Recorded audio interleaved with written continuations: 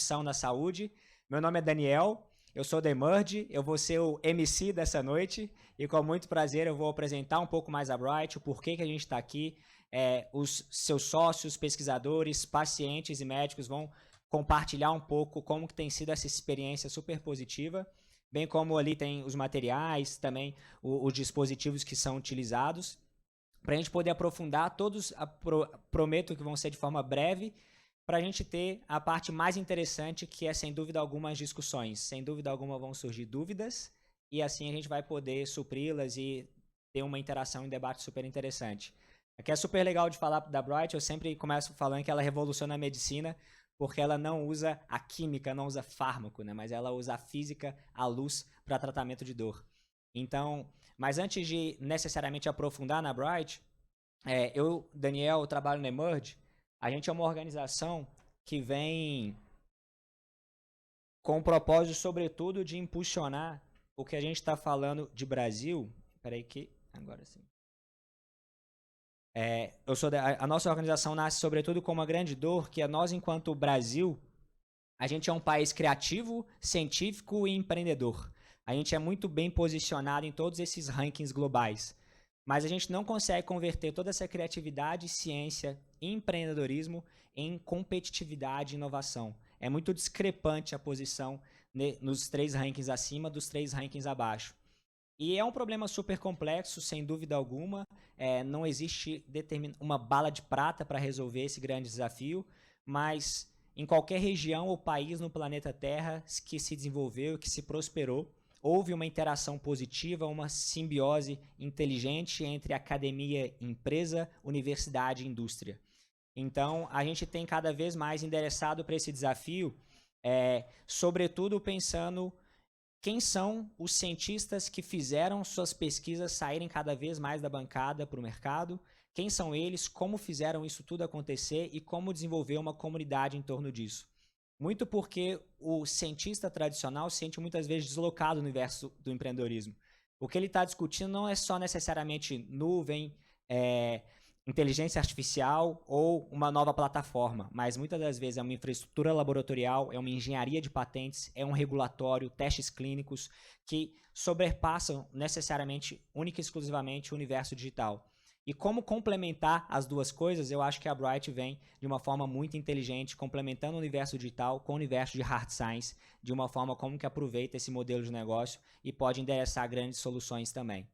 E como, sobretudo, levar cada vez mais pesquisas da bancada até o mercado, a gente tem trabalhado de uma forma sistemática em centros de pesquisas e empresas, tendo contribuído com a geração de mais de 20 spin-offs acadêmicas de fármacos, a medical devices, a novos materiais, a bioimpressão de células e tecidos, sobretudo trabalhando com grandes empresas e também outras organizações. Eu acredito que a Bright em si, especialmente na figura do Marcelo enquanto cientista, da Nathalie enquanto cientistas, representam muito a ciência empreendedora, os cientistas empreendedores, que proporcionam não a solução de grandes problemas, mas também de desenvolvimento econômico e de, sem dúvida alguma, colocar o Brasil no lugar que ele merece, de destaque, levando cada vez mais pesquisas da bancada até o mercado, solucionando grandes problemas e proporcionando também o desenvolvimento econômico.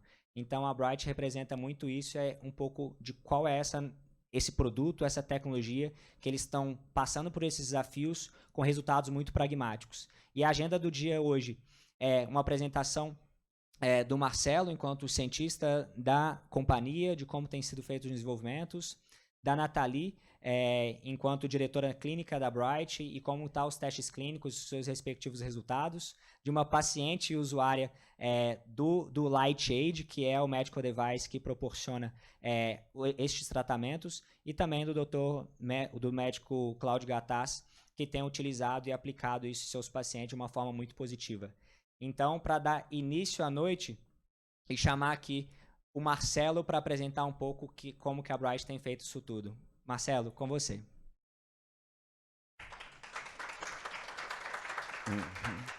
Gente, obrigado, boa noite a todos. É a primeira vez que batem palma antes de eu falar, então tomara que batam quando eu acabar de falar também. Tá. Queria começar dizendo para vocês o porquê que eu estou aqui e o que eu acredito que provavelmente porque vocês também estão aqui. Que é o seguinte: durante toda a história da humanidade, houveram desenvolvimentos científicos, houveram desenvolvimentos tecnológicos. Especificamente, ao longo do século XX, a ciência evoluiu e possibilitou criar um mundo melhor. Agora, no século XXI, o desafio da ciência é criar um mundo melhor para todos. O mundo, e principalmente a saúde, não pode ser um Titanic onde a primeira classe escapa e todo mundo naufraga. Então, a nossa ciência, o nosso empreendedorismo, sempre vem acompanhado de um aspecto humano. E é impossível dissociar a ciência dos seres humanos.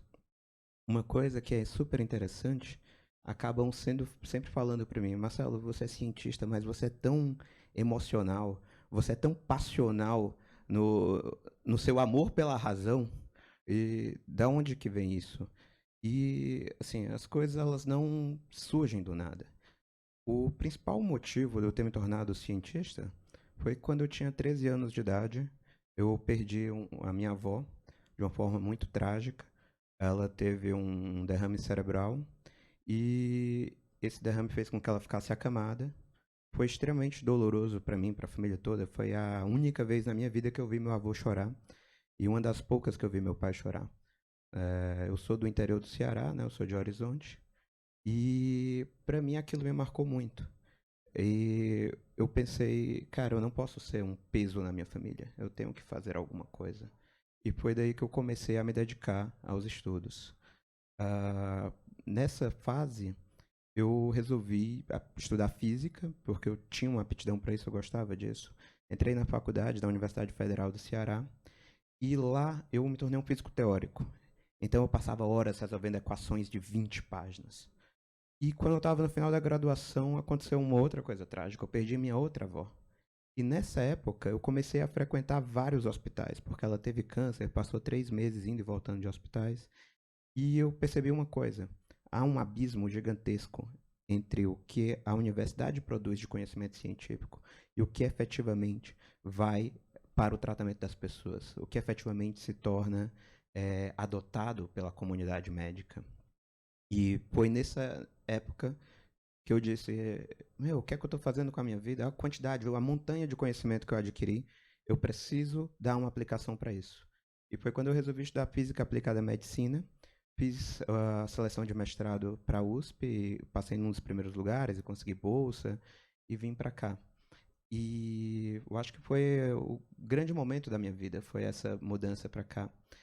E consegui, durante o mestrado, uma qualificação para entrar no doutorado com o doutorado de sanduíche na Harvard Medical School, que é uma universidade com 400 anos de tradição e que formou um número absurdo de nobelistas e tem uma ciência de altíssimo prestígio.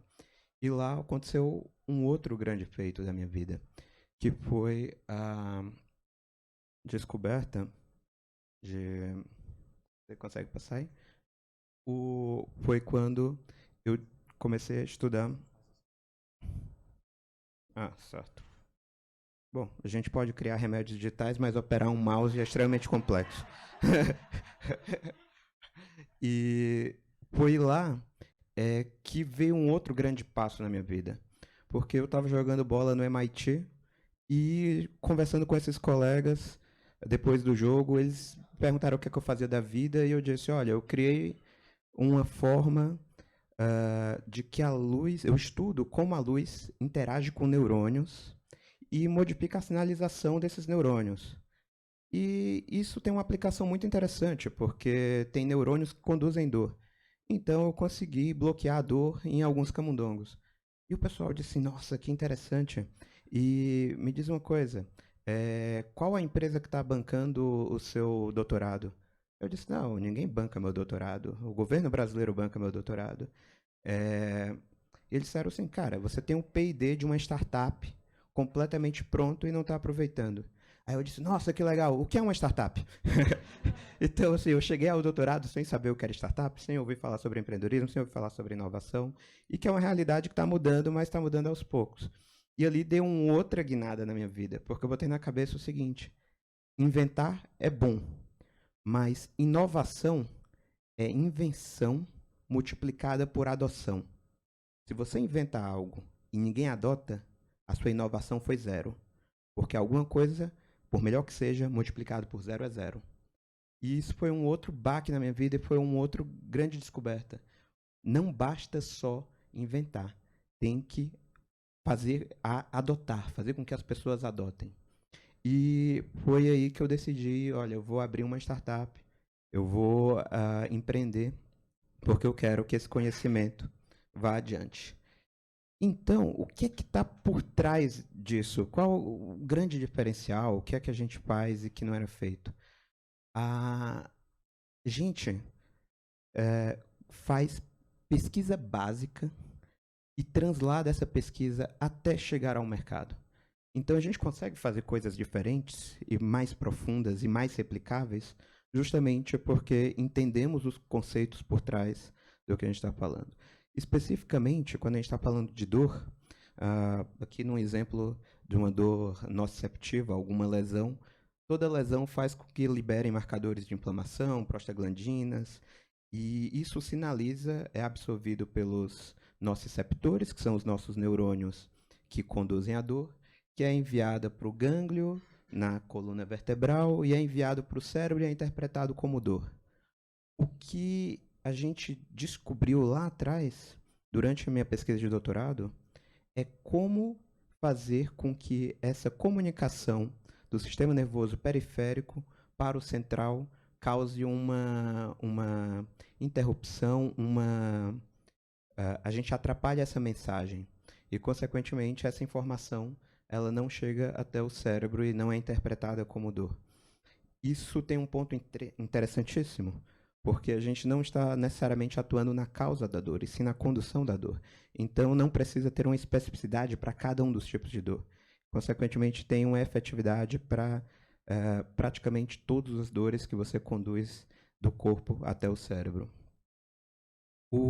A primeira vez que os primeiros, digamos assim, nossos primeiros pacientes na fase pré-clínica são os ratinhos. E aí, o que acontece? Eu fazia um experimento muito simples. Eu irradiava vários pontos do corpo do camundongo e avaliava como modificava a sinalização de dor, como ele mudava a resposta da dor. E ia estimulando a patinha deles, até que eles fizessem um movimento involuntário chamado flint. Então a gente com isso foi possível olhar aqui em preto o grupo controle, em vermelho uma dose inadequada e em azul uma dose adequada, da qual ele saía de 20 gramas força, que é uma unidade de medida da intensidade da força que a gente aplicou nele, até 80 gramas força, 70 gramas força.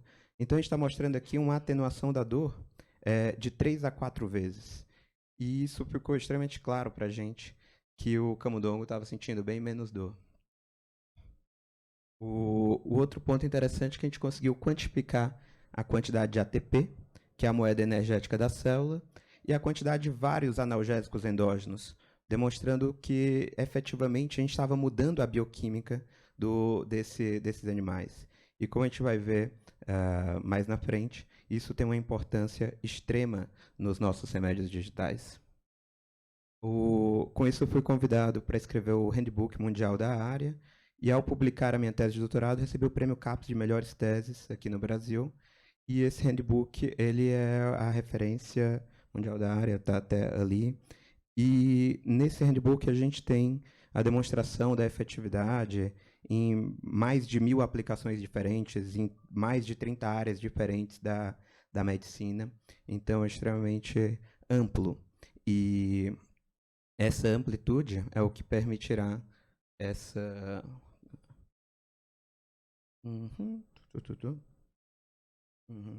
É o que permite que a gente consiga tratar uma série de aplicações diferentes. Bom, e agora, o que seriam esses remédios digitais? Porque é uma coisa que a gente sempre chama a atenção. Né? O que você está chamando efetivamente de um remédio digital? Bom, como o próprio nome diz, tem aspectos de um remédio, mas tem aspectos da digitalização. Uma coisa que eu quero chamar a atenção de vocês é o seguinte: todos nós somos feitos de células. Cada uma das nossas células, elas têm a liberação de substâncias, estão constantemente produzindo e consumindo uma série de substâncias. Quando ingerimos um fármaco, por exemplo, ocorre uma série de alterações bioquímicas no nosso corpo, algumas com efeito terapêutico, outros que levam a efeito colateral. E algo semelhante acontece quando a gente aplica uma energia dentro dessa célula. A gente consegue induzir essa célula a modificar o funcionamento dela, para que ela produza mais uma substância ou que ela iniba a produção de uma substância. E o que estamos fazendo hoje é conseguir fazer isso de forma controlada e precisa. E por ser controlado e preciso, que seja replicável e prescritível. E para isso, tem uma série de desafios que precisam ser vencidos. O principal deles é o que a gente chama de desafio da dosimetria, que é o de colocar a quantidade exata, precisa de energia dentro de cada uma das células, de tal forma que essas células possam ter induzidas a liberação de substâncias benéficas ao corpo, como, por exemplo, analgésicos endógenos, substâncias que sejam anti-inflamatórias e fatores de crescimento para cicatrização de feridas. Então, o conceito que a gente está trazendo aqui é que não existe uma fábrica de remédios melhor para você do que seu próprio corpo.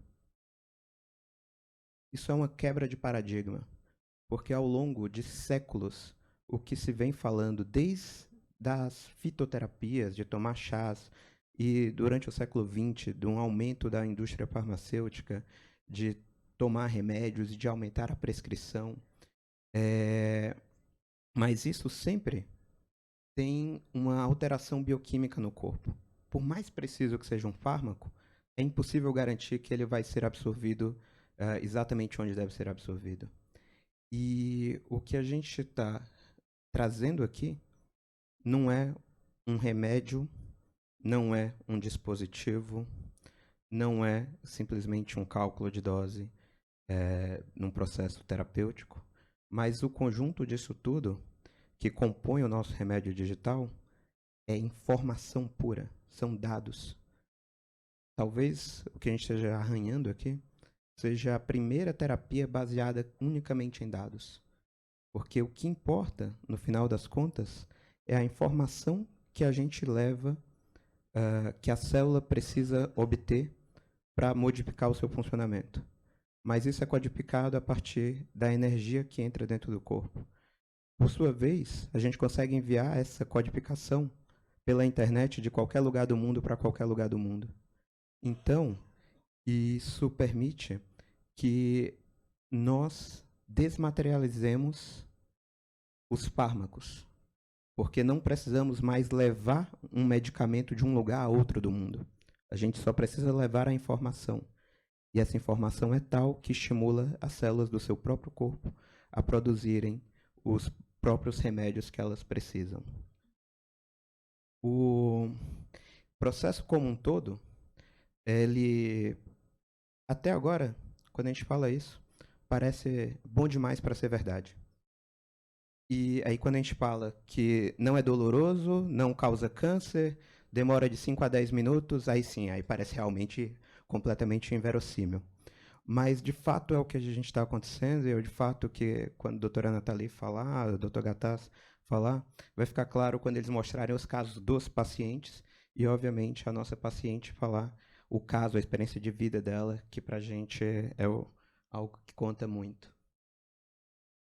Essa questão do digital, que eu vinha comentando com vocês, do remédio digital, dessa transmissão de informação digital, fica bem caracterizada aqui por essa figura. Porque aqui nós temos a Bright, juntamente com um especialista médico, juntamente com um grupo de pesquisadores, cientistas, inventores, se juntam para criar um novo remédio. Esse novo remédio ele é uploadado na nuvem. O que é a nuvem? A nuvem é um local virtual onde você tem computação e armazenamento de dados, e ele fica lá acessível. Para a gente, vocês podem imaginar isso que vai ficar acessível como, por exemplo, numa loja virtual de aplicativos, tipo a Apple Store, ou então o Google Play, na qual você pode ir lá e baixar um aplicativo. Sendo que ao invés de baixar um aplicativo, você baixa um remédio digital. E isso já é realidade. Isso é o que o Dr. Gattas faz 20 vezes todos os dias. E ao baixar esse remédio digital no celular, ele é enviado para o equipamento e esse equipamento é posicionado no local preciso em que vai ser tratado o paciente e envia essa informação em forma de energia, em forma de fótons, que são partículas de luz, para dentro das células do paciente. E essa absorção, como a gente diz, é o que induz a produção dos próprios medicamentos do paciente.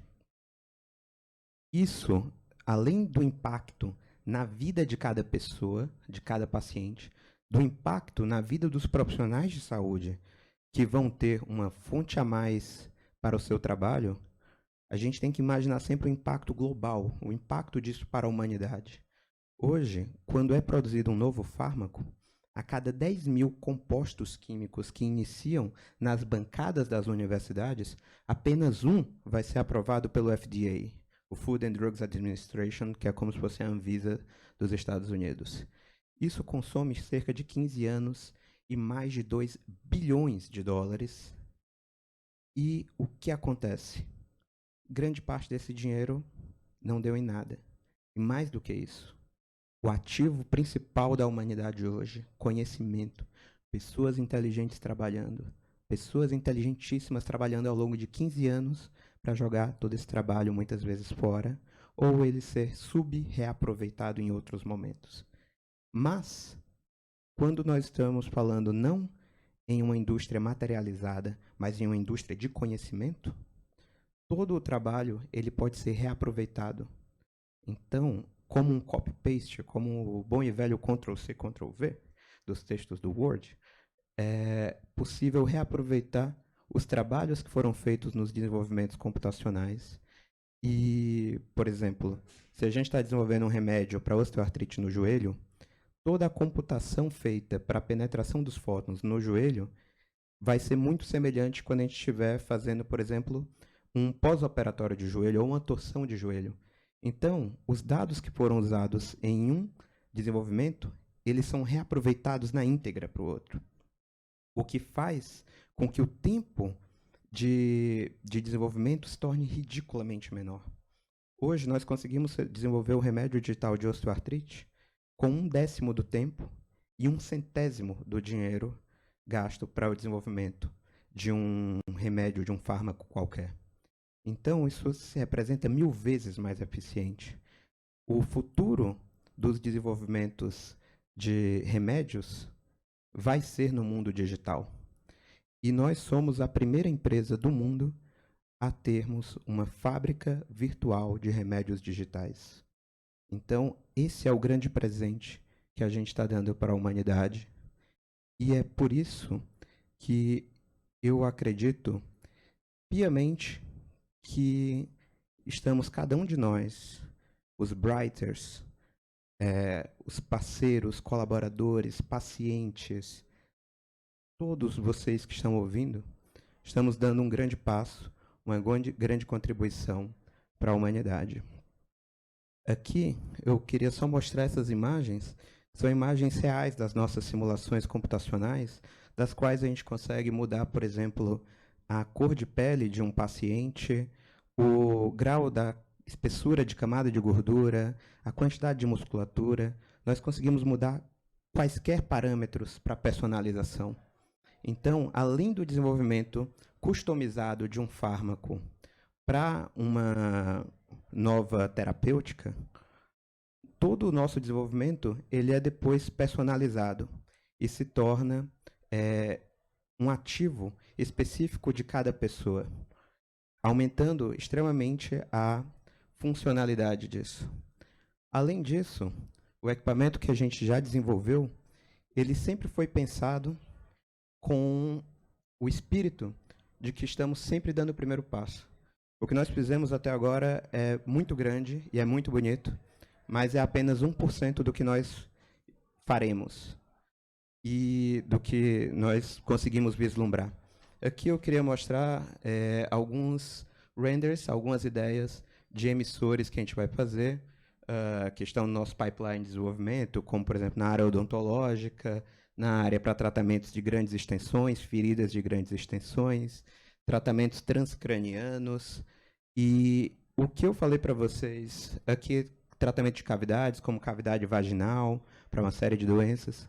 Então, o que eu falei para vocês até agora na área de dor, nós conseguimos modificar a indução desses remédios digitais, a indução da produção desses remédios endógenos, não apenas em neurônios. Quando eu escrevi o handbook, ficou muito claro para mim que todas as células elas podem ser fotobiomoduladas, elas podem ser induzidas a produzir remédios digitais, remédios endógenos. E, consequentemente, isso amplia muito mais a gama de remédios digitais que nós podemos fazer. Além de dor, é possível aumentar a regeneração de tecido biológico, aumentar a cicatrização de feridas, diminuir a inflamação, fazer neuromodulação, que é a modificação do funcionamento de neurônios para causas como Parkinson e Alzheimer. Então, nós já fizemos muita coisa, mas ainda é só o começo, perto do que podemos fazer. Como eu ia dizendo, aqui várias áreas de aplicação em todo o corpo. E a gente não vai fazer isso sozinho. A gente vai fazer isso com cientistas brasileiros, porque o nosso modelo de desenvolvimento é um modelo de desenvolvimento de plataforma colaborativo. Quando eu apresentei isso pela primeira vez para meus colegas físicos, a resposta deles foi: Marcelo, isso é maravilhoso, mas vai demorar 1000 anos para você fazer. E eu disse: demoraria 1000 anos se eu fizesse sozinho. Mas nós somos colaboradores, então nós faremos em poucos anos com 1000 pessoas, com 1000 cientistas trabalhando juntos, e vamos arregimentar essas pessoas e organizar. Então, a gente começa com um medical need, uma necessidade médica, uma necessidade clara. A gente trabalha sempre em cima do que é uma necessidade real. Juntamos uma equipe, essa equipe foca para o desenvolvimento de um remédio digital para uma doença específica, e ao ser desenvolvido esse remédio, ele é, como eu disse para vocês, colocado na nuvem, fica disponível e pode ser baixado por qualquer profissional em qualquer lugar do mundo. Com isso, a gente consegue fazer com que os nossos médicos e cientistas deixem de, além de terem uma posição de aplicadores, eles passem a ser criadores e recebam royalties por isso. Isso inverte completamente a cadeia de valor, porque hoje o valor criado fica detido na mão de poucos e muitos apenas compram e usam. Aqui nós teremos muitos criando e muitos usando. E isso é possível graças a uma ideia muito clara de que os remédios digitais eles são a interseção da indústria farmacêutica. O que foi feito até hoje é extremamente interessante, extremamente útil, não é descartável. Pelo contrário, nós utilizamos, nós nos baseamos nisso. Mas nós também nos baseamos na indústria de medical devices, embora nós não sejamos uma empresa de dispositivos médicos. Mas esse é um ponto importante. O nosso medical device é muito bom, graças aos nossos engenheiros e designers aqui presentes. E nós também partimos dos cálculos de dose que foram feitos ao longo dos últimos 100 anos. E isso também é muito bom e também é útil. Mas nós somos isso tudo e muito mais. Porque, além do que compõe, a organização é extremamente importante. Tanto carvão quanto diamante, ambos são feitos só de carbono. Mas a forma como você organiza muda tudo. E o que nós fizemos, além de criar coisas novas, nós reorganizamos o posicionamento do que já existia. Então, eu espero nessa primeira parte ter mostrado para vocês o que a gente fez até aqui.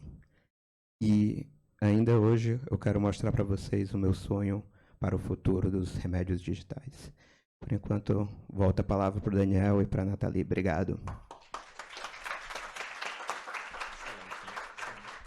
Excelente, Marcelo.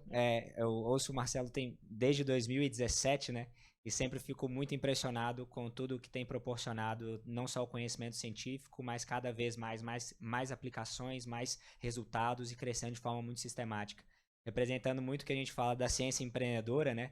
De levar a pesquisa da bancada até o mercado, especialmente na área que a gente está falando da medicina translacional, né? Que tem aquela famosa frase from bench to bedside, né? Então, da bancada para o berço.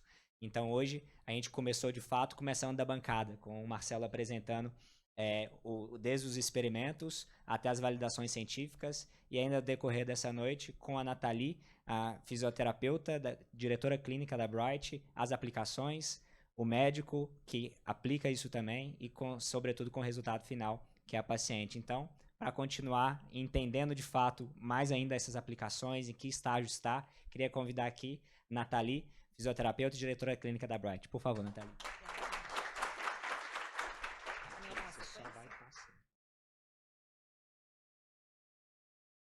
Boa noite, pessoal. Marcelo já falou um pouquinho, né, do que a gente tem feito, o que é esse remédio digital.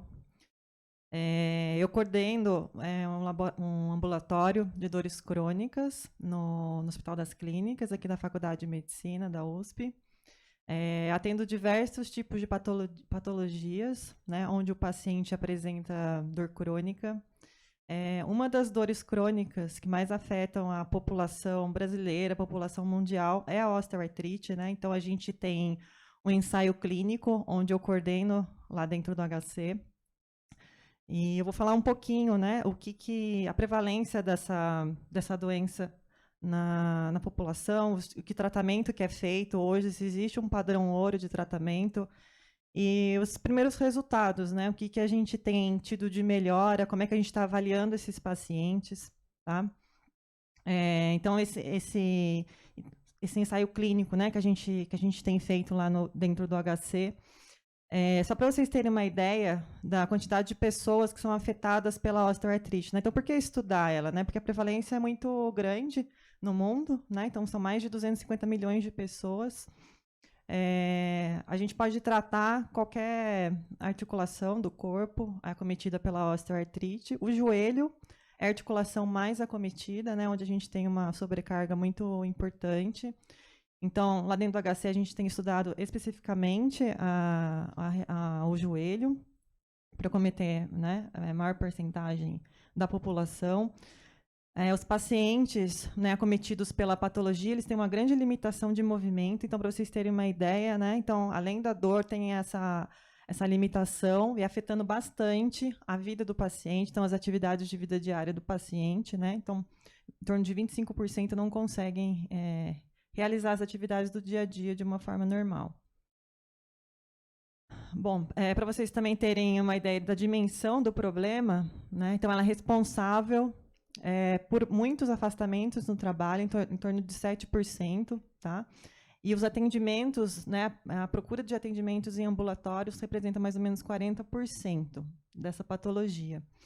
Então, tem crescido bastante, o número de cirurgias também tem aumentado bastante, né? Então, a osteoartrite, ela comete, para quem não sabe, né, a cartilagem, tá? Então, há um processo de desgaste dessa cartilagem com o processo de envelhecimento. Todos nós vamos passar por isso um dia, né? Então, algumas pessoas vão apresentar essa dor crônica. Então, a população feminina, né, é a mais acometida, então as mulheres, o público, né, feminino é o mais acometido pela doença. E a partir dos 40 anos, essa incidência ela vem aumentando bastante, então principalmente acima dos 60 anos. Então, a dor é um dos sintomas, mas tem outros sintomas também, como rigidez articular, né, crepitação na articulação, edema, né, então aumenta o volume da articulação, e tudo isso é bastante limitante para o paciente, causa muita limitação. Causa um grande impacto econômico, né? Então, tudo que a gente tiver de recurso para poder melhorar essa analgesia, melhorar a função do joelho, é bem-vindo, né?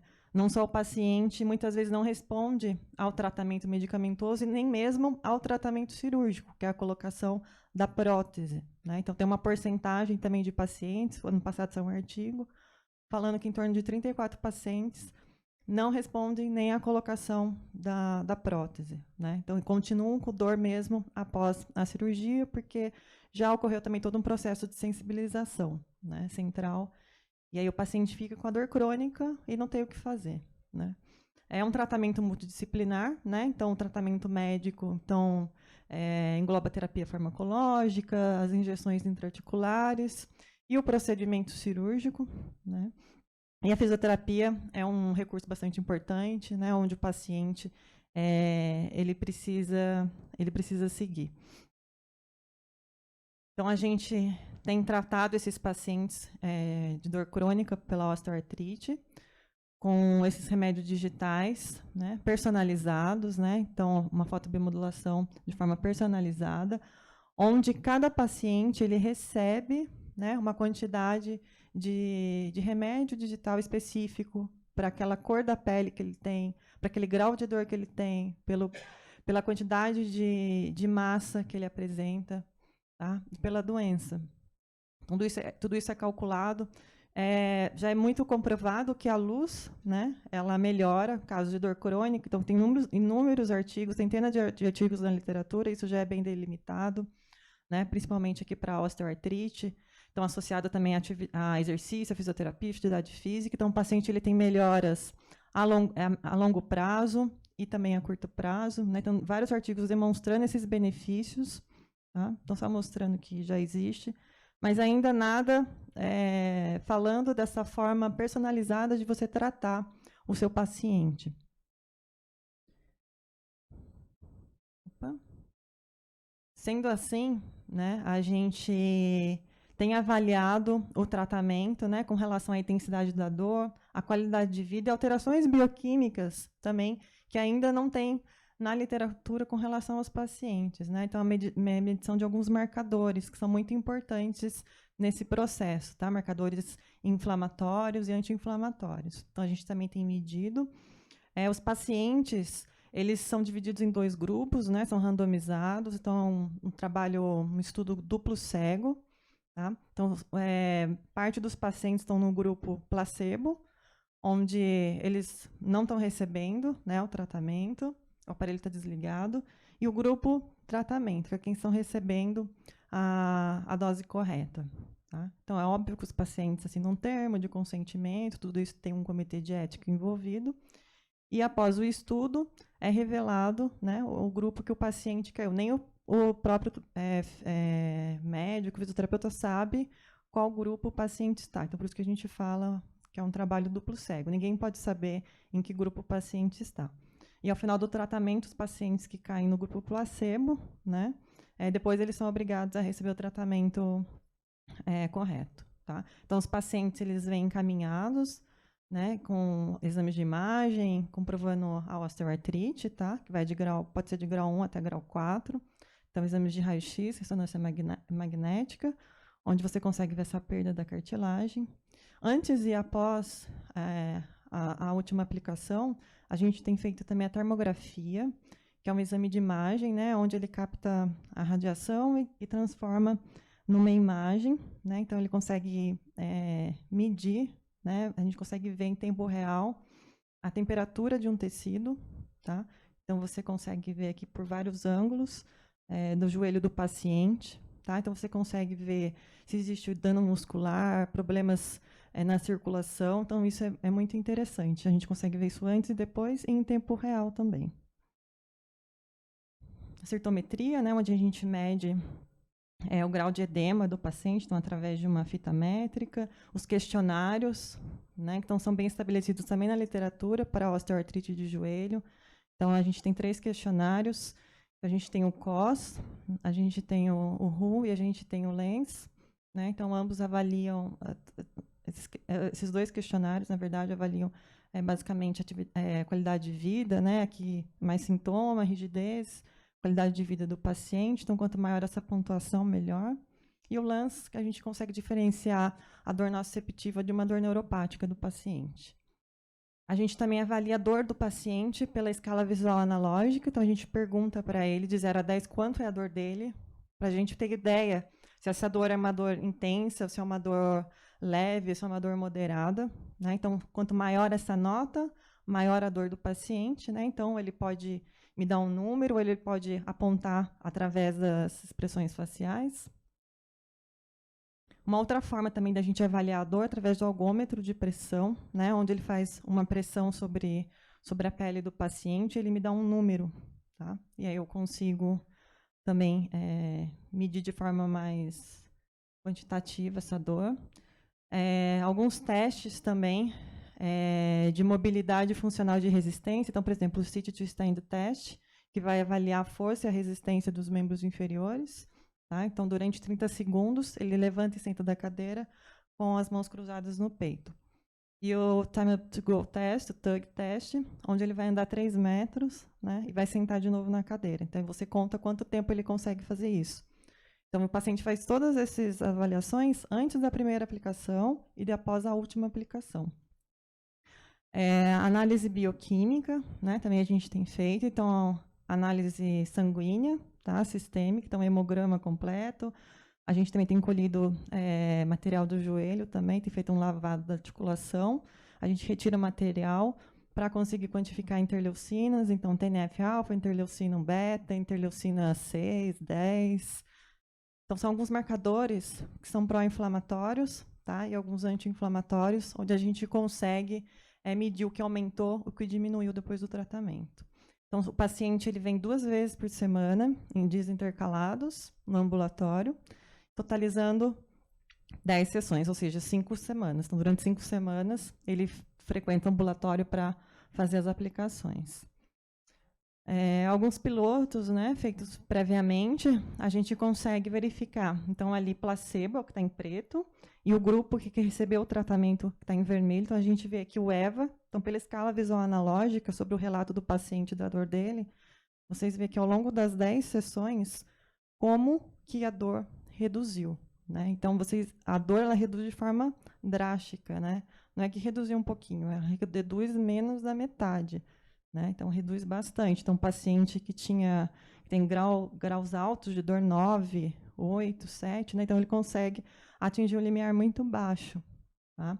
Nem sempre você consegue zerar a dor do paciente, mas você consegue reduzir de uma forma que melhora a qualidade de vida dele, que é isso que a gente quer proporcionar para o paciente. Né? Então, é bem evidente nesse gráfico, né, essa diferença do grupo que recebeu o tratamento e do grupo que não recebeu o tratamento. Nos questionários, né, de qualidade de vida, então, por exemplo, no WHO e no COS, né, então a gente consegue ver que no WHO é um questionário de 26 questões, né, ele avalia várias coisas, parte física, psicológica do paciente, meio ambiente, e ali na parte de qualidade de vida, onde deu estatisticamente significante. Né? No grupo placebo não teve praticamente nenhuma mudança, mas o grupo que recebeu o tratamento, sim. E ali no COS também. Né? Vocês olharem ali onde estão as estrelinhas, onde foram significantes. Né? Então, melhorou a dor, melhorou as atividades diárias com relação ao lazer do paciente e a qualidade de vida também após as 10 sessões. Na termografia também, então a gente tem visto bastante resultados interessantes. Então, você melhora a microcirculação local, você diminui o edema do paciente, né? Então, em estudos, com todas essas imagens, a gente consegue ver em tempo real no paciente. Então, isso é uma das... Opa! Vou passar aqui. Isso aqui é uma das patologias que a gente consegue tratar, né? Então, tem diversas que eu trato lá no ambulatório, tá? Pacientes apresentando dor crônica de diversas outras doenças. Então, essa é uma delas, onde a gente tem estudado mais profundamente. O Marcelo já falou também, né, do livro, do handbook. Tem outros livros aqui. Parte da nossa equipe também aqui por algumas fotos, em congressos, cursos. Eu acho que é basicamente isso. No final, a gente vai ter as perguntas, né? Para quem tiver as dúvidas, no final a gente faz a enquete. Obrigada.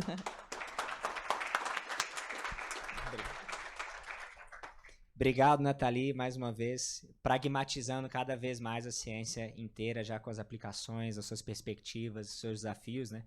De forma bem prática e pragmática. E para a gente... Hã? Então, pode chamar. Então, pessoal, tem muitos pacientes, não dá para trazer todos os pacientes aqui para falar que melhorou, tem muitas patologias, muitas doenças tratadas, né? Então, eu trouxe também uma paciente minha, que é uma paciente que tem fibromialgia, um diagnóstico de fibromialgia já há alguns anos.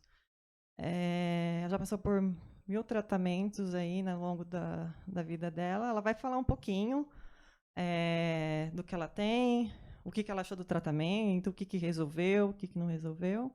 Então, eu vou chamar ela aqui. Andréia, pode vir aqui. Obrigada por ter vindo.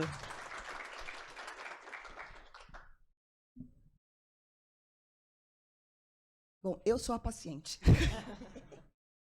É o seguinte, eu tenho fibromialgia há uns 5 anos diagnosticada. Opa, desculpa. Eu tenho fibromialgia há uns 5 anos diagnosticada. Tá saindo aqui? Não é fácil, porque para todo mundo que tem fibromialgia, eu acho que antes de ter as dores, a gente tem um problema muito assim, mental. Você tem dor o dia inteiro, é difícil acordar, é difícil levantar. Eu converso com muita gente fibromiálgica e todo mundo tem muita depressão por causa disso, né? Porque você queira ou não, você tem dor o dia inteiro. Eu tô com uma dorzinha agora, tô precisando de uma luz agora.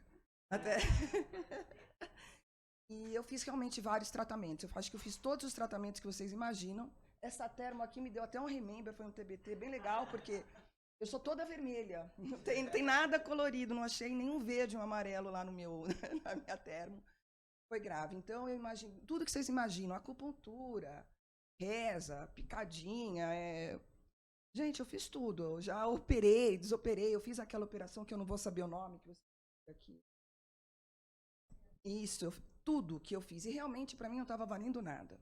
Eu usei durante 2 anos Oxicotin, virei meio drogada, assim, também não foi legal, porque eu tomava Oxicotin com pregabalina, então eu me perdia na rua, eu falei, bom, me perdi uma vez, me perdi 2, não tá legal, né? Já tô com 45, ficar drogada até o final da vida não tava valendo. Então, aí eu resolvi mesmo partir para uma coisa maluca, e falar assim, eu tenho dor e acabou, paciência, e vou parar de tomar remédio. Parei de tomar remédio e falei, é assim, é a vida. Bom, aí eu fiquei sabendo desse tratamento. Eu falei, bom, gente, negócio de luzinha aí não vai dar muito certo, não. E comecei a fazer o tratamento com a doutora Ana. Meio assim, cética, né? E, gente, deu certo mesmo. Não foi na primeira aplicação, nem foi na segunda. Na terceira melhorou. Na quarta foi melhorando. Às vezes a fibromialgia, ela é meio cruel, né? Então você tem aquela crise. Eu tive a crise, aí você piora. Mas toda vez que eu fazia a aplicação, realmente melhorava. Eu não acho que ela cura, mas ela ameniza. Se eu tô hoje com uma dorzinha de fibro, eu tô. Mas de todos os tratamentos que eu fiz, a dor melhorou em muito. Então, inacreditavelmente, gente, eu sou atleta com fibromialgia. E atleta, eu sou patinadora de alta velocidade. Eu sou campeã brasileira. Então, é complicado que às vezes você não sabe se você também está com dor da fibromialgia ou muscular. Mas eu, toda terça e quinta-feira, eu vou lá para a minha luzinha e realmente a dor diminui muito. Eu não sinto a diferença no momento. Eu sinto 2 horas depois, 2 horas e meia. Na verdade, no dia seguinte está melhor. Eu não sei explicar E a frequência é bem importante. Fazer semanalmente para quem tem dor crônica. As outras pessoas que não têm dor crônica, eu não sei como funciona. Mas, para mim, ela fez uma diminuição bem grande. Então, graças a Deus, sem drogas. E eu fico muito grata por essa nova experiência. Eu espero que todo mundo possa ter essa experiência. Tá bom?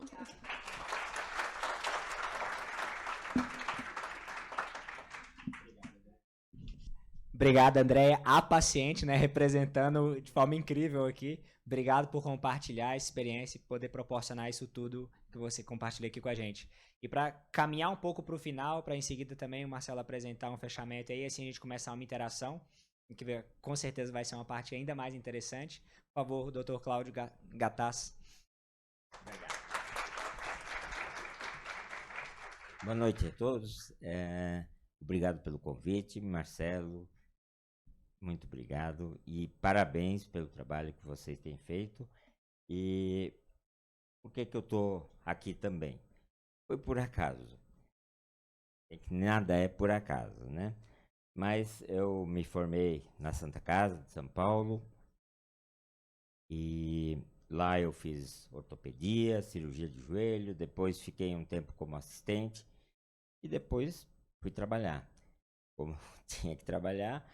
E no decorrer, eu tenho 40 anos de atividade médica, e nesses 40 anos eu tive a oportunidade de receber pacientes das diversas patologias. Eu nunca fiquei só na cirurgia do joelho, que eu gostava, mas eu me interessava por outras coisas.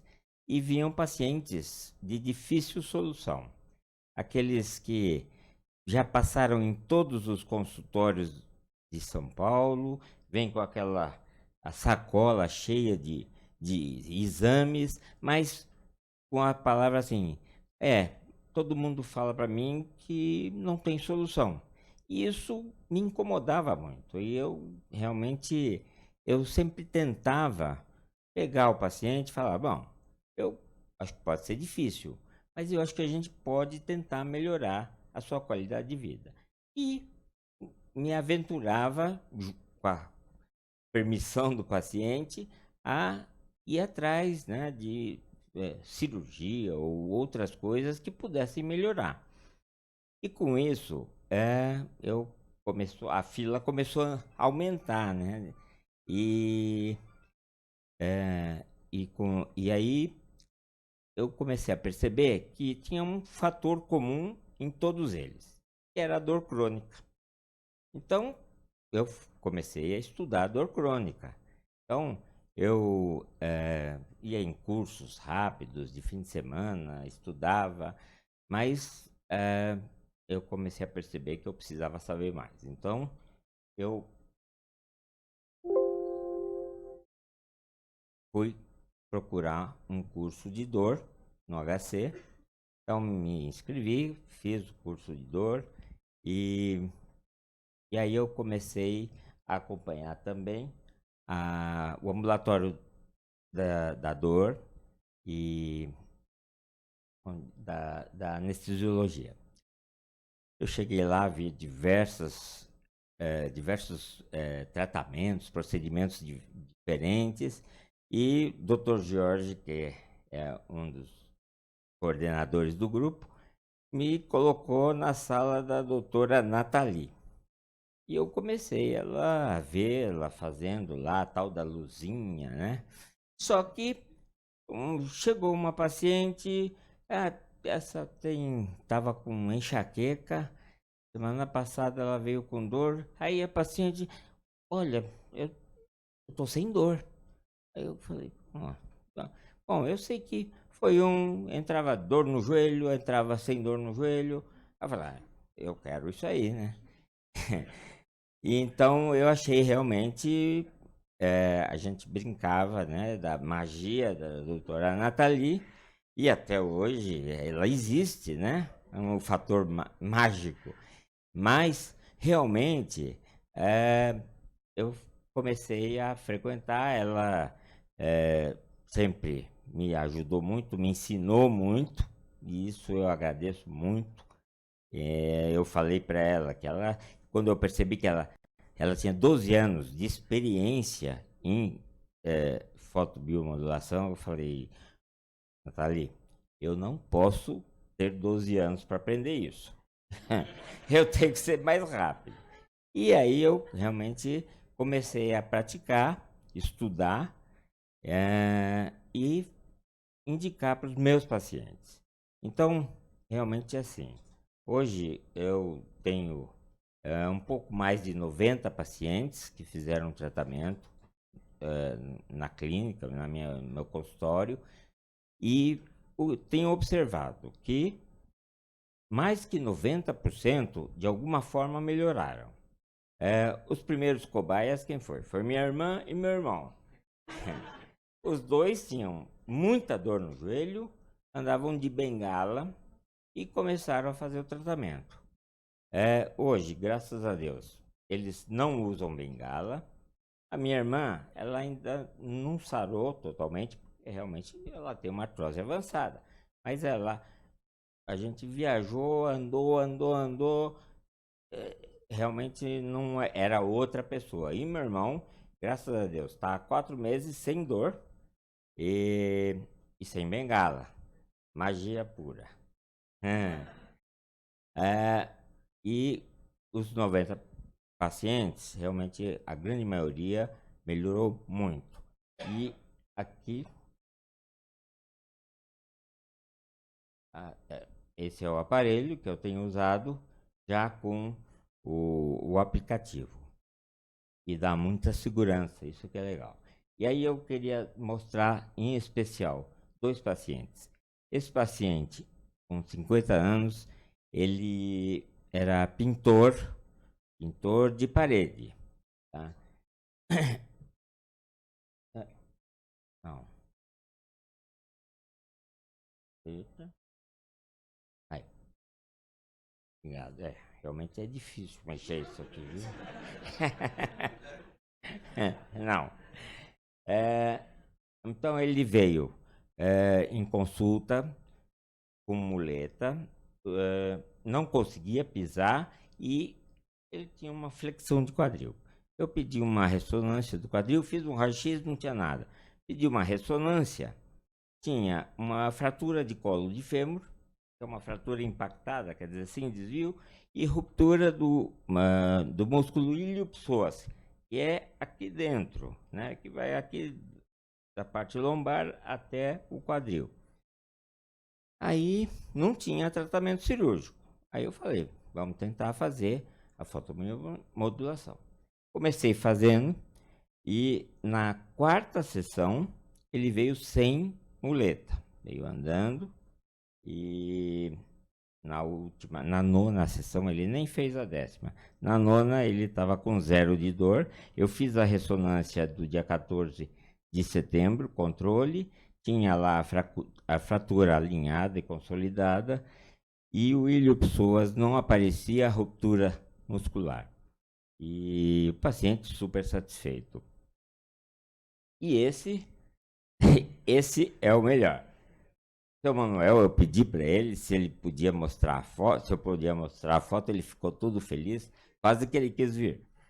Ele tem 94 anos e ele veio em outubro, comecinho de outubro, de cadeira de roda, porque ele estava com dor no joelho há 3 meses, tinha caído e continuou com dor, tomava remédio, não melhorava, tomava codeína, os opioides, né?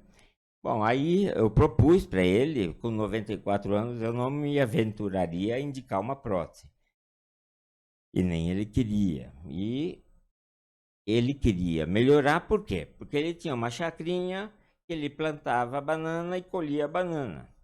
Aí eu comecei a fazer e eu falava para ele que eu só ia dar alta para ele se ele fosse colher a banana e me trazer. E na última sessão ele estava com 0 de dor e ele me trouxe a banana, que ele foi sozinho dirigindo o carro dele, a variante dele, e colheu a banana e me trouxe. E eu falei para ele, essa é a banana mais valiosa que eu já comi na minha vida, né? E ele feliz da vida, a cara de felicidade dele. E realmente essas coisas têm animado muito ao tratamento, porque assim, realmente dá resultado real e eu tô só começando a aprender um pouco de toda essa ciência maravilhosa, né? E por fim, eu acabei mesmo. Por fim mesmo. Ó, depois precisa ser mais fácil para mexer. Tá, eu paro. Pronto, tira daqui. Mas eu queria realmente homenagear uma pessoa que eu conheci há muito pouco tempo, apesar da idade dele, que foi o Dr. Jorge Miguel, né? E que ele disse para mim, uma coisa que ele tem e leva sempre com ele. E ele falou: nunca gostei de quem não sabe e não pergunta, e nem de quem sabe e não ensina o que sabe, e muito menos o que ensina, mas não age de acordo com os seus ensinamentos. Então, Eu acho que isso é realmente é o que a gente tem que levar, tem que ensinar, tem que falar as coisas boas para poder cada dia mais ajudar os outros. Obrigado. Obrigado. Excelente ver que a magia da Nathalie tem tem efeito prático e é descrita, inclusive, matematicamente, com 2 prêmios Nobel ali atrás, né? Einstein, Kendall, então todos trazendo uma corrente de conhecimento e, sobretudo, querendo difundir, porque não só a ciência, não só empreendimento se faz sozinho, né? Se faz com muito investimento governamental em ciência para conseguir proporcionar isso tudo, de muito empreendimento empreendedor, de muito esforço empreendedor de uma equipe que está grande parte da Bright aqui também, né? O Jorge, o Henrique, o Hélio e todo mundo que compartilha disso.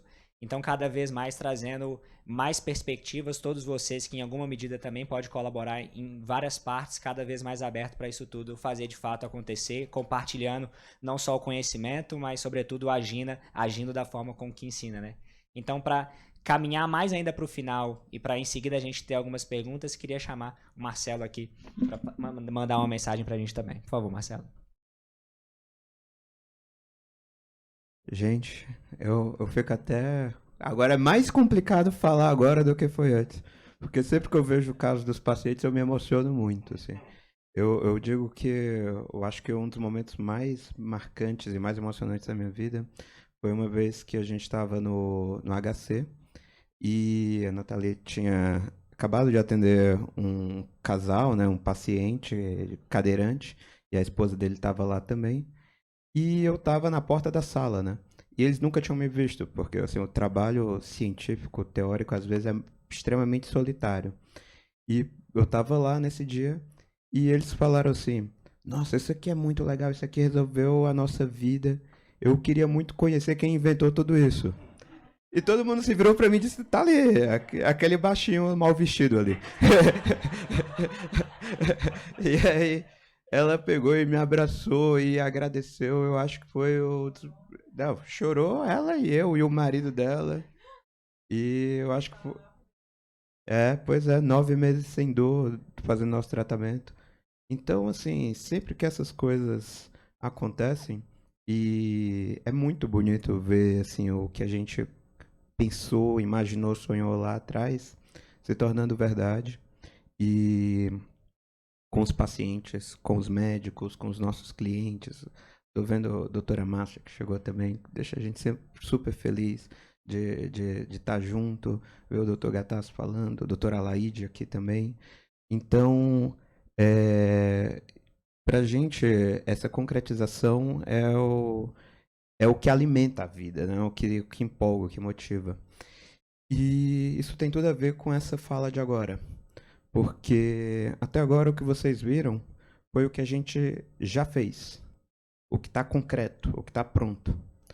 Mas agora eu vou tirar os meus escudos aqui e vou falar para vocês do que é o meu sonho, de como eu vejo o futuro. Então, a partir de agora, o que é que queremos fazer? E Dânia, vai passando aí, por favor. Eu acho que é mais fácil. Mas para falar do futuro, muitas vezes é melhor começar lá do passado.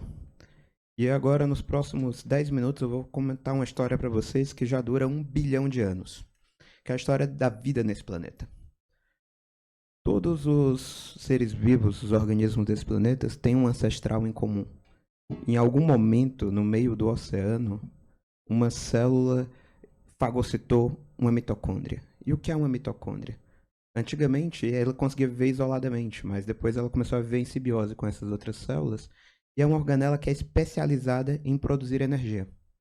Então, ele é o motor das nossas células. Ela consegue converter várias formas de energia em ATP, que é a moeda energética da célula, que é o tipo de energia que o nosso organismo usa. E isso o ATP é uma molécula que está sendo consumida por uma organela. As organelas compõem células, as células compõem tecidos, que compõem os órgãos, que compõem sistemas, que compõem os seres vivos, de um modo geral.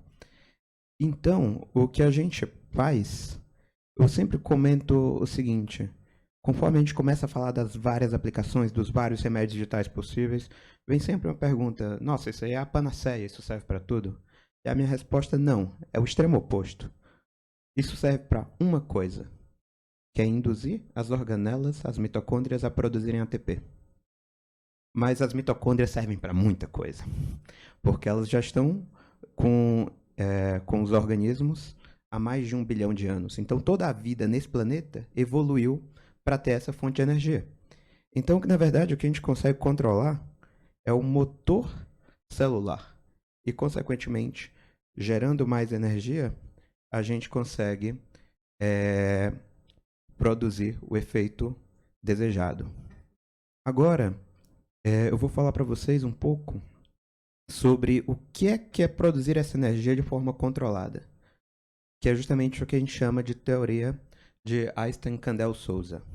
O Einstein, todo mundo já conhece, esse cara que geralmente está com a língua de fora, mas dessa vez ele está com a língua dentro da boca. O Einstein, em 1905, que é conhecido como Ano Mirabilis, né, o ano do milagre, nesse ano ele conseguiu produzir 3 pesquisas, 3 conhecimentos, que cada um deles merecia um prêmio Nobel. Especificamente o efeito fotoelétrico, que diz como os fótons, as partículas de luz, são absorvidas por moléculas, rendeu a ele o prêmio Nobel em 1905. E repara que é exatamente do que a gente está falando aqui. Como os fótons são absorvidos dentro do citocromo C oxidase, que é uma molécula que está dentro da organela, que é a mitocôndria, que por sua vez está dentro de cada uma das células. Então, aí é uma das partes fundamentais da nossa ciência. Nos anos 60 e 70, esse cientista austríaco, mas naturalizado estadunidense, o Eric Kandel, ele pesquisou um molusco marinho muito simples, a aplísia. E ele conseguiu ver como as aplísias aprendiam, que era basicamente gerando novas memórias dentro de cada um dos neurônios. E ele viu que havia uma série de reações bioquímicas para isso. E o que a gente tem observado, e o que a gente acredita, o que está por trás da nossa teoria, é que efetivamente nós conseguimos fazer uma série de reações bioquímicas dentro dos organismos, de tal forma que os organismos possam aprender a produzir esses remédios digitais, desde que eles sejam estimulados da forma correta. Então, o conhecimento que eu tenho estudado ao longo dos últimos anos é justamente sobre os ombros desses 2 gigantes. Né? Uma frase do Newton que eu gosto muito, que o Newton fala: se eu vi mais longe foi porque eu me apoiei sobre os ombros de gigantes. Falando de Copérnico, de Galileu, de Kepler. Então, esses são os 2 gigantes que eu me apoiei para tentar ver mais longe. E no meu caso, eu realmente preciso subir muito alto, assim, ficar de ponta de pé. E a parte que eu fiz, essa série de equações aqui, que eu não vou torturá-los dizendo exatamente o que é, mas eu vou tentar explicar de forma muito simples. O C representa a variação das substâncias químicas dentro do corpo. O M representa o quão suscetível cada uma dessas células são para essa mudança. E o V é o estímulo de energia que a gente dá. Então, o que a gente consegue garantir é o seguinte: qual o estímulo preciso de energia que a gente vai dar? Através das nossas simulações computacionais extremamente precisas. O M é dado por cada tecido biológico, isso é padronizado, é uma característica do próprio organismo. E o C é a resposta desse organismo. E se conhecemos M e conhecemos V, nós automaticamente conheceremos C. Ou seja, isso dá replicabilidade. Ou seja, todas as vezes que aplicarmos o mesmo estímulo nos mesmos tecidos biológicos, teremos a mesma resposta. Isso é a definição, a própria definição do que é o remédio digital. E então, é fazer com que o organismo produza os remédios endógenos dele. Isso já seria legal, mas fazer de forma controlada, precisa, replicável, é ainda melhor, porque é o que permite, se é replicável, automaticamente um médico pode ir lá e prescrever. Se é prescritível, um plano de saúde pode ir lá e reembolsar. Se é reembolsável, o sistema todo, o ecossistema está fechado nisso. Então, é possível dessa forma atender a um número muito maior de pessoas, Que, lembrando, a gente sempre tem em mente invenção e adoção para que tenhamos inovação. Então, basicamente é isso. O que essa equação nos diz controla o estímulo que é dado dentro de cada uma célula, que nós teremos remédios digitais replicáveis, ou seja, variações nessas substâncias sendo produzidas de forma replicável. Antes de passar para o próximo slide, eu quero só fazer um parênteses aqui de uma das grandes vantagens de ser um cientista inventor de alguma coisa. Como vocês podem ver, os 3 letras da equação é CMV.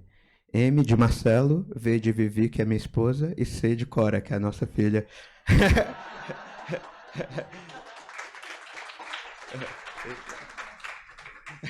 Então, assim, tinha que ter... a Bright é muito coração, né? Mas... E aí, o que é que a gente consegue fazer de forma replicável, né? Como eu estava dizendo, é esse estímulo da luz aqui em cima da pele que vai passar por uma camada de gordura, por uma camada de músculo, até atingir os nervos. E isso é feito por simulação computacional. E a gente precisa simular isso com dezenas, centenas de variáveis e milhões de vezes para que a gente tenha isso replicável. E se o paciente é negro, a gente muda a quantidade de melanina na pele. Se o paciente é obeso, a gente aumenta a quantidade da camada de gordura. E isso tudo vai permitindo com que tenhamos isso de forma completamente customizada e personalizada. Consequentemente, não importa a característica fenotípica do paciente, ou seja, não importa os aspectos físicos, nós sempre entregamos a mesma quantidade de energia dentro do tecido-alvo. Consequentemente, nós teremos, ou seja, nós sempre temos o mesmo V e o mesmo M, consequentemente, sempre vai ter o mesmo C, ou seja, sempre vai ter a mesma resposta dessas substâncias. Que é o que a gente mostra aqui, né? Que é que as bolinhas representam a produção dessas substâncias. Então, a gente tem que avaliar a suscetibilidade do corpo, o estado metabólico desse corpo. Isso são coisas que a gente vai avaliando ao longo do futuro, né? A fase da doença, por exemplo, se a gente está no osteoartrite, grau 1, 2, 3, 4, se o grau de cronicidade, se começou esse ano, se começou há 5 anos. Por exemplo, no caso da fibromialgia também, o quão crônico é isso. Tudo isso influencia na produção metabólica do organismo, né? Só para responder o que ela tinha comentado, né? Que, putz, o efeito não é... Eu não sinto agora. E é interessante isso, porque é exatamente a mesma coisa que eu vi nos camundongozinhos. Porque a produção dos remédios endógenos, a gente estimula o organismo a produzir o próprio remédio, mas demora um tempo para ele ir produzindo. E após um tempo, ele passa a ser consumido. Ele vai sendo, conforme vai produzindo, ele também vai consumindo e começa a diminuir essa concentração. No camundongo, o metabolismo é super acelerado. Então, o pico acontece igual aos seres humanos, 2, 3 horas depois. Mas, depois de 24 horas, todo o remédio endógeno já foi consumido. Nos seres humanos, a gente conseguiu observar que isso demora por mais dias. Então, 2, 3 dias. Provavelmente, se a gente aplicar em um mamífero maior, com metabolismo ainda mais lento, isso vai demorar ainda mais. Então, eu até comento isso com vocês, porque a gente está falando sempre de humanos, mas a gente tem que lembrar que a gente está falando de organismos de um modo geral. Então, isso também é válido para outros animais, também é válido para a biotecnologia, para induzir organismos a produzir substâncias que a gente queira. Por exemplo, veneno, fazendo um parênteses aqui, né? Veneno de cobra, por exemplo, tem um valor enorme para a produção de alguns fármacos. Então, em tese, é possível descobrir como induzir as glândulas do veneno a produzir mais. Assim, só para citar outro exemplo de glândulas, é possível induzir glândulas mamárias a produzirem mais leite, por exemplo. Então, todo esse meio em que o tecido está envolvido também importa para que a gente faça esse cálculo de dose de forma personalizada e que a gente consiga observar o consumo desses fármacos. E aí são simulações computacionais extremamente complexas. Pode passar. Então, justamente o conjunto desses parâmetros, dessa dosimetria, é o que faz com que a gente tenha essa irradiação de fótons e é o que nos permite descobrir as mudanças bioquímicas que vão produzir esses remédios endógenos de forma precisa, né? Ou então o que a gente faz é simplesmente quantificar esse efeito da energia luminosa nos organismos e as consequências dessas alterações na produção de substâncias, que é justamente a equação de Sousa, né? Cora igual a Marcelo vezes Vivi, ou então a alteração das substâncias é igual à suscetibilidade do organismo para essas alterações, multiplicada pelo estímulo que é dado. Pode passar.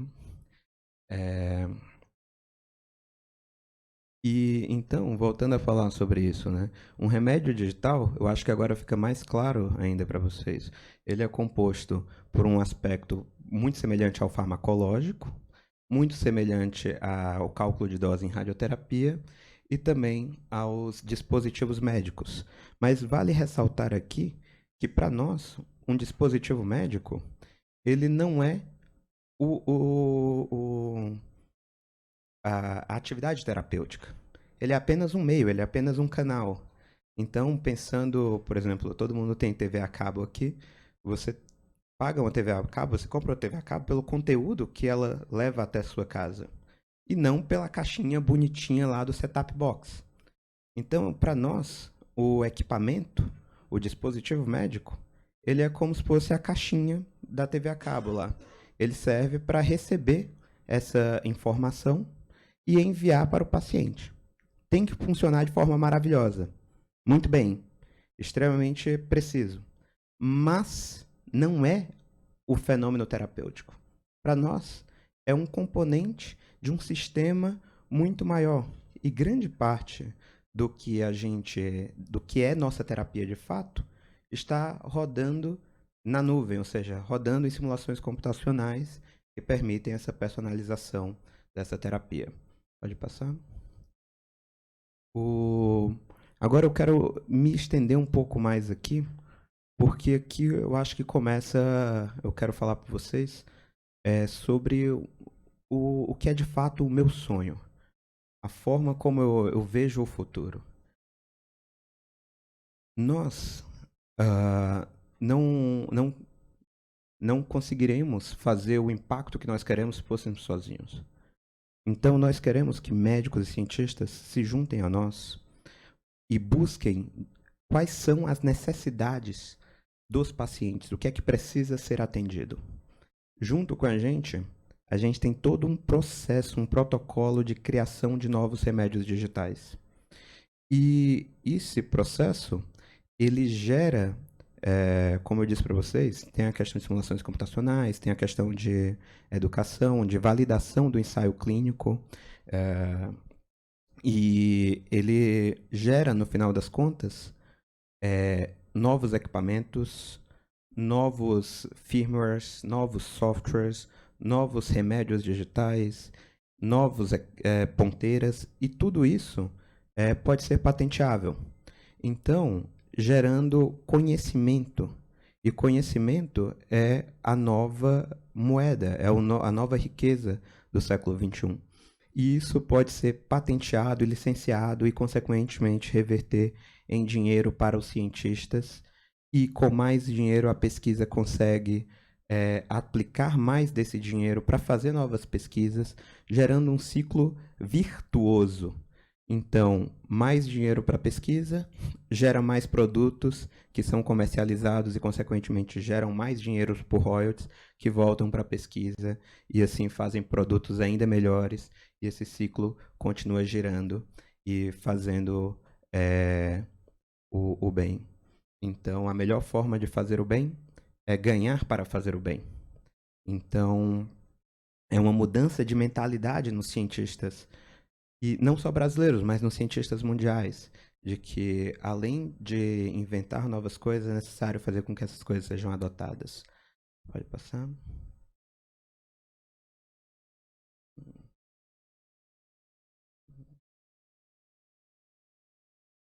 Bom, nesse contexto, Dani, aí você pode ir passando um pouco mais rápido, tem uma série de inovações que a gente pode ir fazendo. Por exemplo, tecidos que emitem luz, e, consequentemente, a gente pode usar engase para feridas, implantes neurais para fazer estimulação no interior do cérebro e, consequentemente, tratar casos muito severos de Parkinson, Alzheimer.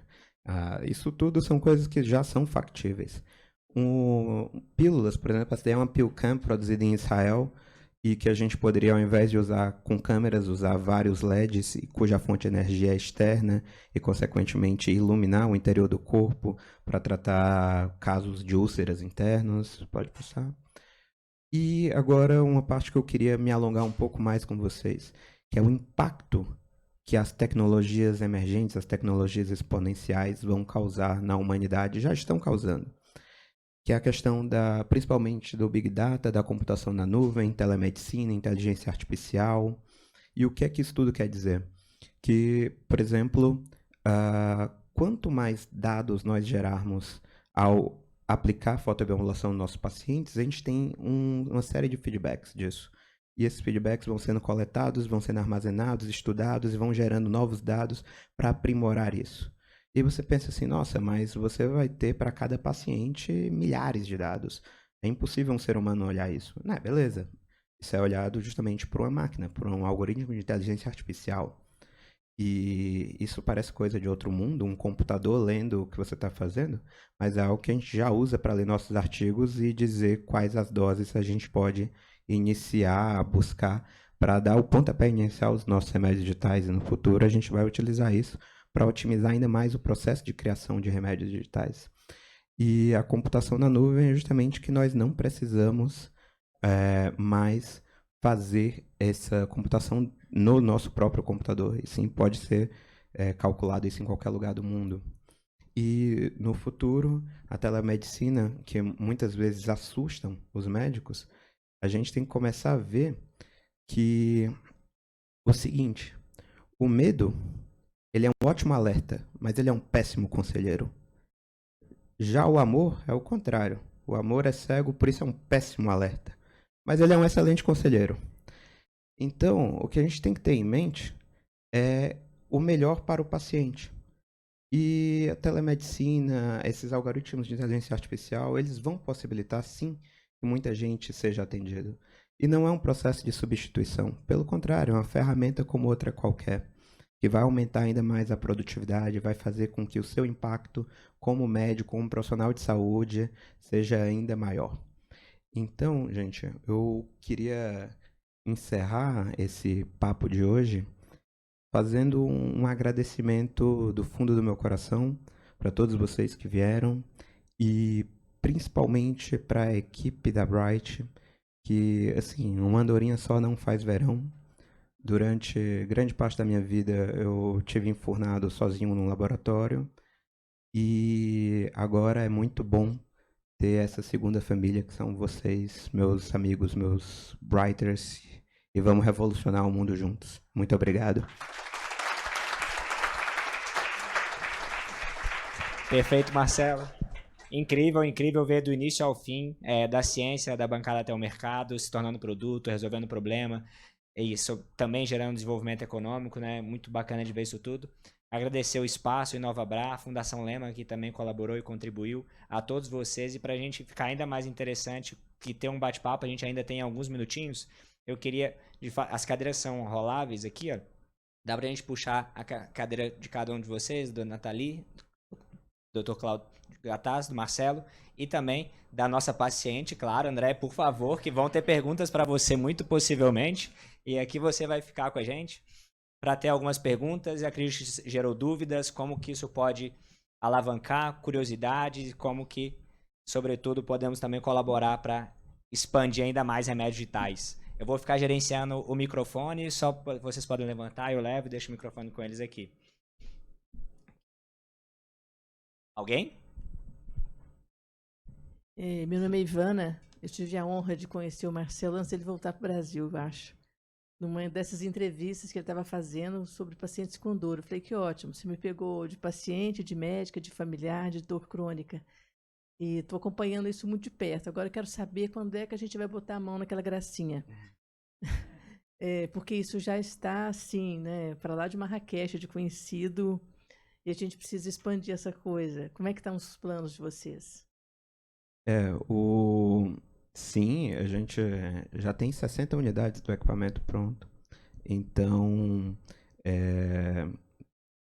tem aquele rapaz ali ao fundo, é só falar com ele. Ele é o cara. Ele é o Jorge, a pessoa que cuida dos nossos clientes, da relação com os nossos clientes.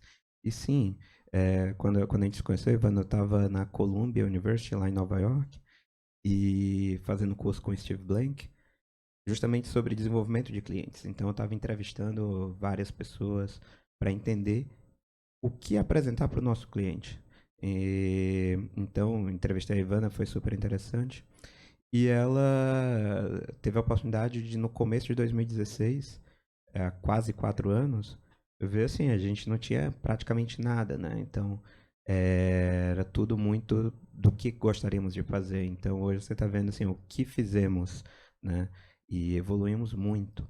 E a gente já está atuando aqui em São Paulo, em Fortaleza. E, se eu não me engano, você ainda mora no interior de Minas, né? Então, nada impede de irmos para o interior de Minas também. Essa é uma vantagem das soluções digitais, assim. Se você estivesse em Kuala Lumpur, na Malásia, nós poderíamos te atender também. Boa noite, parabéns pelo trabalho. Meu nome é Renata, sou farmacêutica e eu fiquei com curiosidade. Vocês registraram o produto através do caminho de dispositivo médico?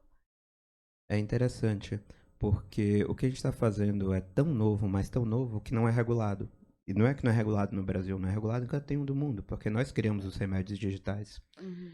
Então, a gente foi regulado como um dispositivo médico. Mas a gente tem total interesse em ajudar a Anvisa a entender melhor esse novo mundo e criarmos algum protocolo de regulamentação. Então, regulamentar para a gente é extremamente interessante, até mesmo para evitar copycasts mal feitos. Uhum. Uma última pergunta. Os estudos clínicos que foram feitos, além da escala visual analógica, teve algum marcador bioquímico também? Sim, a gente ainda não finalizou, né? Por isso que eu não apresentei esses resultados, né? Porque a gente não fechou ainda todo o trabalho, mas está sendo feito marcadores pró-inflamatórios e anti-inflamatórios. Então, interleucina 6, 10, TNF-alfa, interleucina 1 beta e prostaglandina 2.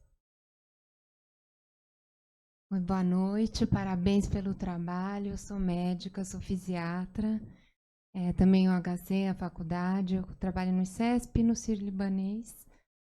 Tenho muito interesse e eu soube pelo meu irmão, trabalha na Endelta. Então, eu venho acompanhando com muito interesse, gostei muito da apresentação, do trabalho todo, e eu tenho algumas perguntas. Então, o registro na Anvisa foi como dispositivo médico, é isso? Tá ok. Há quanto tempo já tem o registro? Se já tem o valor de mercado? E o tempo de segmento do estudo? Vocês têm o tempo de segmento atualmente até quanto? Então, logo pós o tratamento, tem 3 meses, quanto é o tempo de segmento pós? Certo. Vou responder essa primeira parte da Anvisa, né? É fresquinho ainda esse mês. E então é super recente isso. Quanto à questão de follow-up do clinical trial, eu acho que a Nath pode falar melhor do que eu. Mas, assim, além do clinical trial, a gente tem alguns casos de pacientes fora do clinical trial, de estudos de caso, com 2, 3 anos, e alguns mais curtos, mas que houve a aplicação, a gente parou, e sem a emissão dos remédios digitais, a gente conseguiu ver durante meses, assim, 3 a 6 meses, o paciente sem nenhuma recidiva. E em alguns casos a gente fez doses mensais de manutenção. Então é interessante porque é tudo muito novo. Então, assim, é importante a gente admitir essa novidade e tratar de forma bastante pontual. Mas sobre o ensaio clínico, acho que a Nath pode falar melhor do que eu. Isso, o segmento do ensaio clínico é até 6 meses depois da última aplicação. Mas a gente ainda não finalizou essa etapa. Meu nome é Ayrton. A minha pergunta vai com o ponto de vista de mercado. Uma das estratégias das grandes companhias farmacêuticas é comprar para que o desenvolvimento não aconteça. Ou seja, eles pegam uma empresa como vocês, que estão desenvolvendo um projeto bastante interessante, bastante promissor, compram e queimam esse projeto. Isso já aconteceu com vocês, essa proposta? O Jorge até tá vindo ali, que eu... Não, mas eu acho que é melhor o Jorge responder. Aí qualquer coisa eu complemento também. Qualquer coisa a gente tá até com um advogado da gente aqui também para responder. Boa noite. Não aconteceu. Na verdade, a gente sabe que o mercado atua dessa forma, mas a gente tem procurado outras fontes de desenvolvimento. Então, você tem fundos específicos que estão preocupados em fazer se desenvolver, você tem indústrias, né, novas querendo entrar, o pessoal da indústria de informação, a Google, Microsoft, tem um monte de gente querendo entrar na saúde. Então, assim, a gente gostaria muito de estar incomodando a indústria farmacêutica a esse ponto, mas a gente não está incomodando ainda. Né? Ainda, né? Mas eu acho que a gente vai incomodar. Uhum. Vou dar uma resposta mais polêmica. O Jorge... Aqui quem cuida do advogado sou eu. Mas, assim, o que eu ia comentar, Ayrton, é o seguinte. Existem várias formas de compromisso humano, né? Tem um compromisso racional, tem um compromisso emocional. Para mim, isso aqui é o que eu chamo de compromisso doxático. Doxa significa crença, né? Então, um compromisso doxático é um compromisso que vai além do racional, um compromisso de crença. Então, quando a minha motivação é fazer com que as pessoas melhorem. E eu acho que isso a gente conseguiu criar na cultura da Bright. Todos os Brighters e os nossos parceiros, colaboradores, médicos, nossos parceiros, todo mundo está com esse compromisso. E não é da boca para fora. A gente já recusou muito dinheiro de coisas que a gente não acredita. E vamos continuar recusando, porque a gente tem consciência total de que o que a gente está fazendo é revolucionário. A gente tem consciência de que isso aqui é algo para mudar o mundo. Durante muito tempo, abrindo aqui o coração para vocês, eu, como nordestino aqui em São Paulo, sofri preconceito pra caramba. E o Jorge, não sei se vocês perceberam, ele também é negro. Então, assim, a gente está acostumado a tomar pressão na vida e não abrir. Então, assim, justamente porque o nosso compromisso não é só financeiro. Não tenho nenhum problema em dizer que sim, eu espero ganhar muito dinheiro com isso, mas além disso, eu espero um desenvolvimento científico e tecnológico e de inovação incríveis, não só para mim, para minha equipe, mas para o Brasil todo. E também tenho um compromisso emocional com isso. Então, das várias propostas que poderiam ser ruins, eu as neguei, não só de indústria farmacêutica, mas propostas assim que vão contra a minha índole. Olha, no começo da Bright, eu tive que escolher se eu pagava o aluguel do meu apartamento. Na verdade, bom, já vai, né? Eu morei numa pensão com 25 pessoas aqui em São Paulo durante o meu doutorado. E então, quando eu voltei dos Estados Unidos, eu achei assim, putz, agora eu sou doutor. Mas quando você se doutora aqui no Brasil, muitas vezes você vira outra coisa com D, não é doutor, você vira desempregado. E eu resolvi empreender. Então, assim, recebi propostas do tipo, me vende 10% dessa empresa a preço de banana, e eu não vendi. Então, eu preferi escolher e passar um pouco de aperto, mas não ceder. E eu acho que isso virou uma cultura da Bright. A gente topa passar aperto, mas a gente não deixa o nosso compromisso doxático para lá. E eu acho que isso é extremamente importante para a gente. É um ponto que a gente não abre. E, para complementar, existem várias outras formas de conseguir dinheiro. A gente conseguiu mais de 2 milhões da FAPESP no PIP, Pesquisa Inovativa em Pequenas Empresas. A gente conseguiu dinheiro por investidores anjos, que tem uma aqui que é minha super anjo, não sei se ela vai querer que eu fale o nome dela, então eu não vou falar, mas ela sabe quem é, que logo no começo, quando a gente só tinha uma boa história para contar, ela acreditou na gente. Isso para mim me emociona até hoje, porque é muito fácil investir na Bright hoje, que tá claro que já deu muita coisa certo e que muita coisa vai dar certo. Mas ter investido quando era um grupo de pessoas extremamente bem intencionadas, mas que ainda não tinham o que mostrar, isso é comprometimento doxático também, é querer ver o bem do outro. E mantendo essa índole, a gente vai atraindo pessoas com essa índole. A gente tem um fundo de investimento, o Parallax, que investiu na gente, e a relação que a gente tem com eles nem parece de fundo de investimento. Porque todo mundo fala assim, meu fundo de investimento vai te pressionar pra caramba. A gente nunca recebeu uma pressão que a gente não merecesse. E então, assim, nesse ponto, pra gente, eu acho que vale muito a pena a gente manter a nossa índole, porque a gente acaba atraindo pessoas com a mesma índole com a gente. Mas é isso.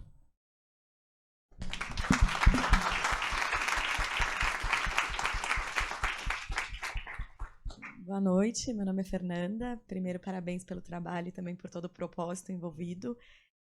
Você comentou, acho que a grande parte da pesquisa está envolvida nessa área de dor, e você comentou de outras áreas potenciais que são possíveis de trabalhar. Eu queria entender, na visão de pipeline, qual é a outra próxima área que vocês pretendem estudar com mais profundidade.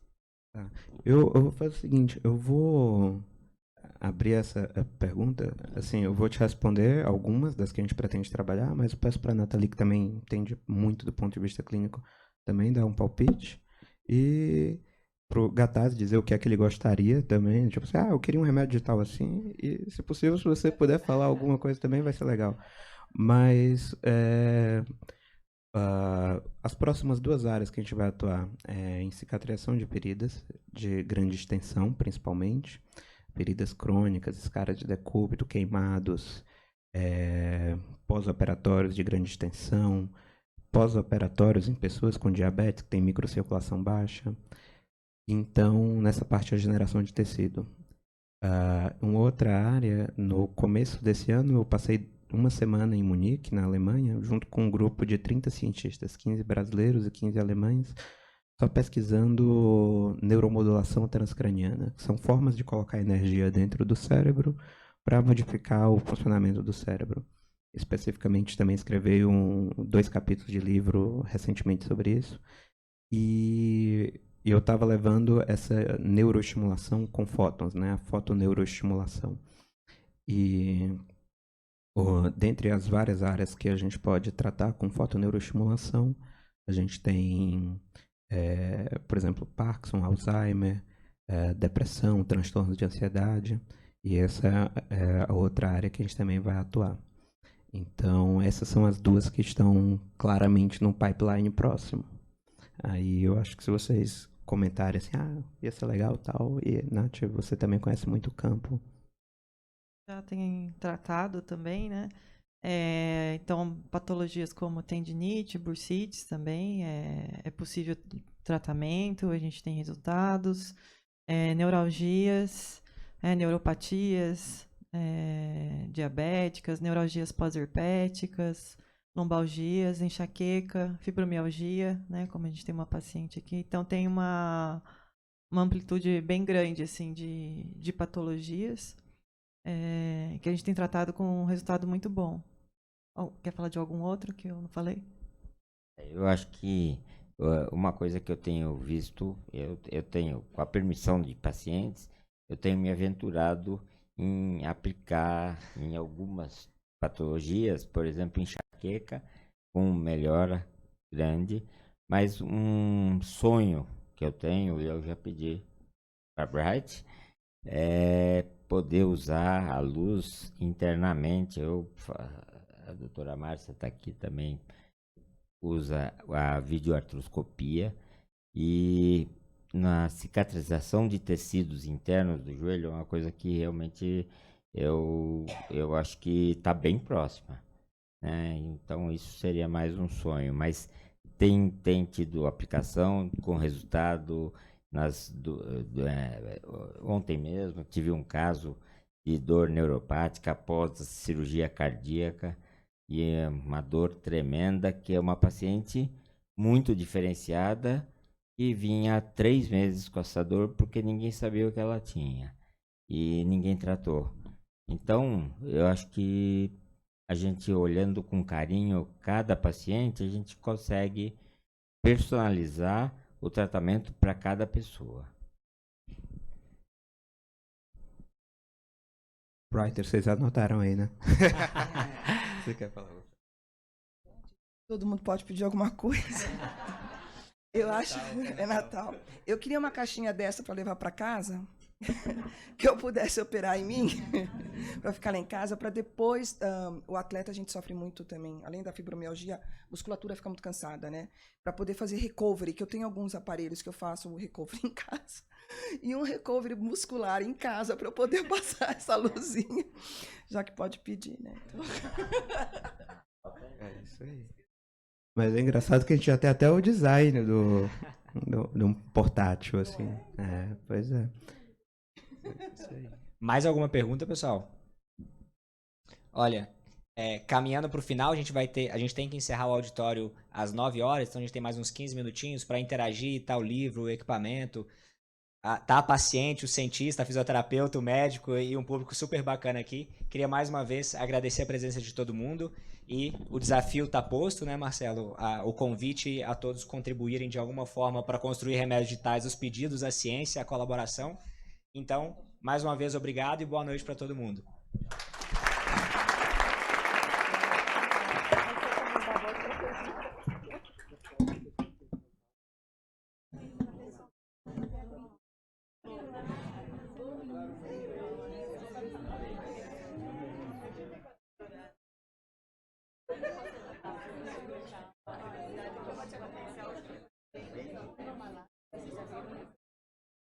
Mas aí,